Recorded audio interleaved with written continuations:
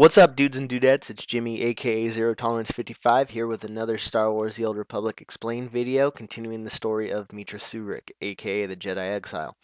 The last time I left off with Meetra finishing up tracking down the Jedi and being confronted by Darth Sion on Corriban, so that's right where I'm going to pick up. If you haven't seen the previous videos, you can find them here and here. Go ahead and watch those, because if not, you'll be completely confused. So, with that being said, here we go. So Meetra Surik was trying to flee Korriban when Lord Sion confronted her and her companions. Sion told her that he had studied and immersed himself with her, and that he knew the path she walked as an exile. He also said that he knew her teacher Kreia, and that she had a dark past. Sion went on to tell Meetra that he knew how she felt to be broken and warned her that Kreia would destroy her, and that he could end her suffering before it even began. Meetra and her companions attacked and struck down the Lord of Pain over and over, but he kept recovering and kept fighting. Through the Force, Kreia contacted Meetra and told her that this was a fight Meetra couldn't win because Sion wasn't a beast of flesh or blood, but pure dark energy from the Force, and he was being fueled by the darkness of Korriban itself. Meetra and her companions fled the Sith Academy barely with their lives. They fled into a cave nearby when Meetra found the tomb of the Sith Lord Ludo Kressh, which she had entered.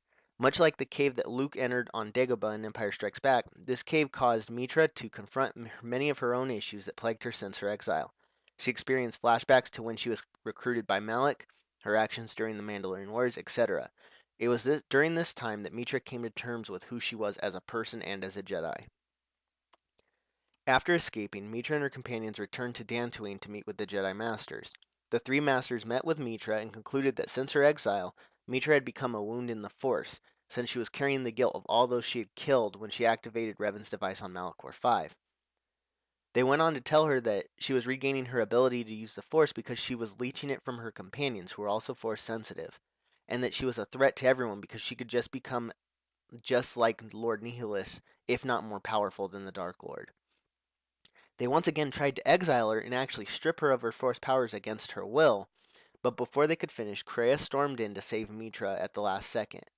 Meetra was stuck in a sense of stasis as she watched Kreia drain the life from all the Jedi present, revealing her true existence as Darth Traya.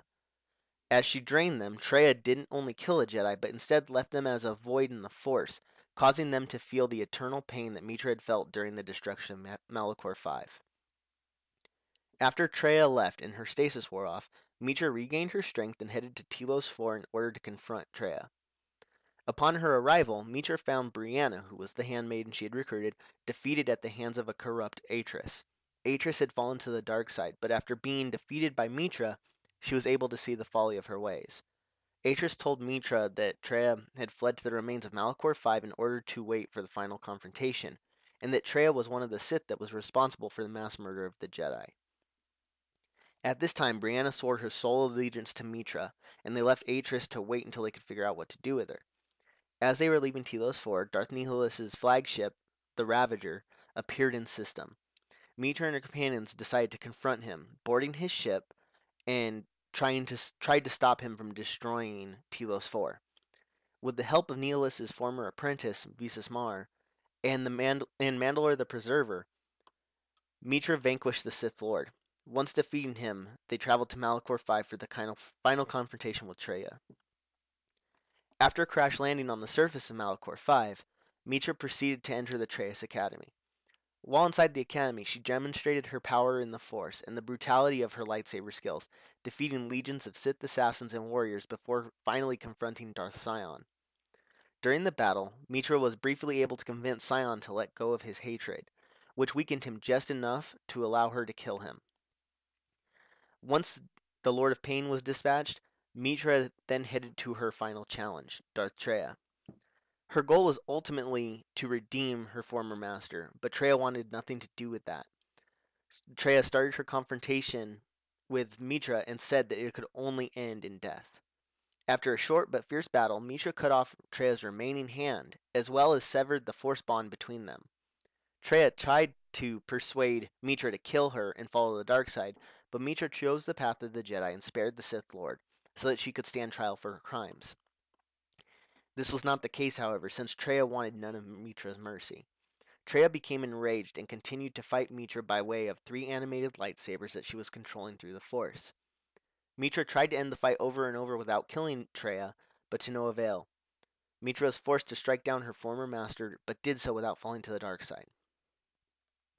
As Meetra and her companions fled the planet, the mass shadow generator that destroyed it before was activated yet again in order to finally finish the job, destroy the planet, and destroy the Sith Academy on it. Meetra and her companions escaped into the galaxy to reestablish the Jedi Order.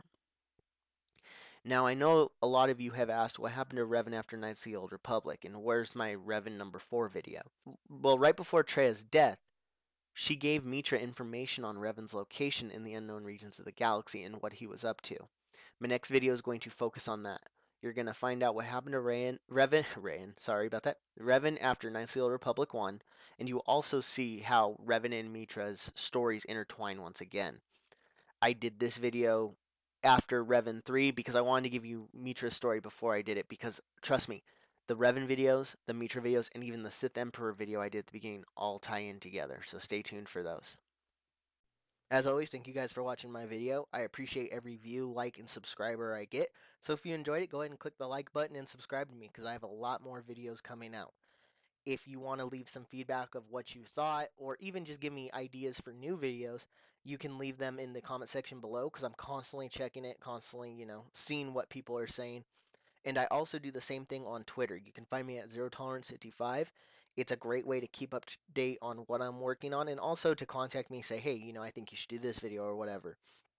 I also use Instagram for the same purpose, mainly to post like production photos of what I'm working on as little sneak peeks of what's coming up, so you can follow me on there as ZeroTolerance55 as well. As you can tell, I have a bunch of friends who also make videos.